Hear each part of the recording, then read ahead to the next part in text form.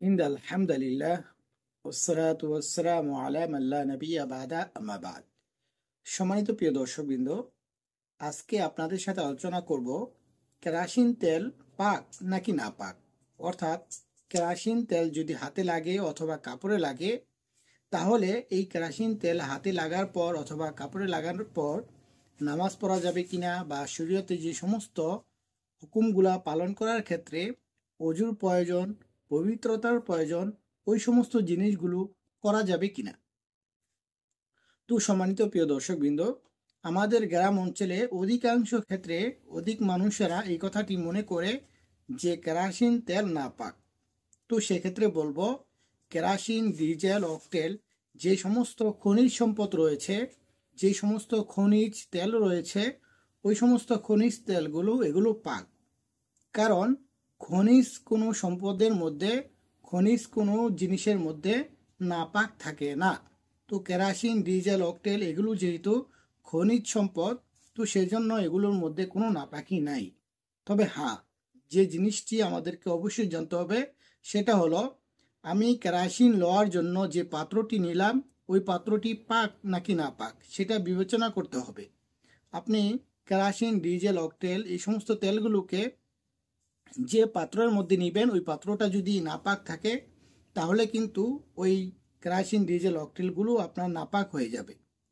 এবং এর পাশাপাশি অনেক সময় দেখা যায় যে কেরোসিন, ডিজেল, অকটেল এই তেলের মধ্যে অনেক সময় নাপাক কোনো জিনিস মিশ্রিত করে। যদি কোনো ব্যক্তি নাপাক কোনো জিনিস মিশ্রিত করে ভিন্নভাবে, তাহলে কিন্তু সেটা নাপাক হবে। কিন্তু সরাসরি খনিজ সম্পদ, যেটা সরাসরি খনি থেকে বের করা হয়, ওই জিনিসটা কিন্তু নাপাক নয়। তবে এখন বলবেন যে তাহলে হয়তো কেরোসিন এগুলো শরীরের মধ্যে বা কাপড়ের মধ্যে লাগলে নামাজ পড়া যাবে কিনা, বা যদি পাক হয়ে থাকে তাহলে তো নামাজ পড়া যাবে।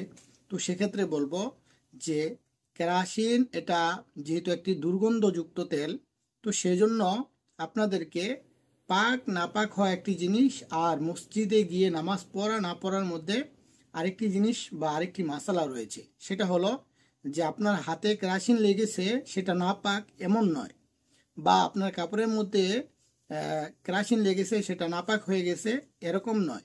কিন্তু যেহেতু কেরোসিন এই তেলটা দুর্গন্ধযুক্ত তেল, তো সেজন্য হাদিসের মধ্যে রয়েছে যে শরীরের মধ্যে অথবা কাপড়ের মধ্যে যদি দুর্গন্ধযুক্ত কোনো কিছু থাকে, সেটা নিয়ে নামাজ পড়া থেকে নিষেধ করা হয়েছে।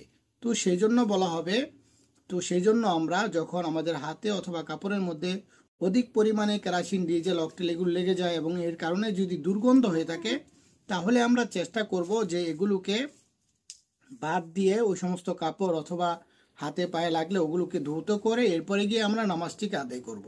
কিন্তু এমনিতে আপনার শরীরের মধ্যে লাগলে যে নাপাক হয়ে যাবে সেটা না, আপনার কাপড়ের মধ্যে লাগলে যে নাপাক হয়ে যাবে সেটা না, অথবা দু এক ফোঁটা যদি আপনার হাতে অথবা কাপড়ের মধ্যে লাগে যার কারণে দুর্গন্ধ সৃষ্টি না হয়, তাহলেও কিন্তু আপনি এরকমভাবে নামাজ আদায় করতে পারবেন। তো অনেক সময় দেখা যায় যে অনেক ভাইয়েরা যারা কেরোসিন, ডিজেল, অকটেল এই সমস্ত কারখানার মধ্যে কাজ করে থাকেন, তো তারা অনেক সময় দেখা যায় যে তাদের হাতের মধ্যে অথবা কাপড়ের মধ্যে লেগেই যায়।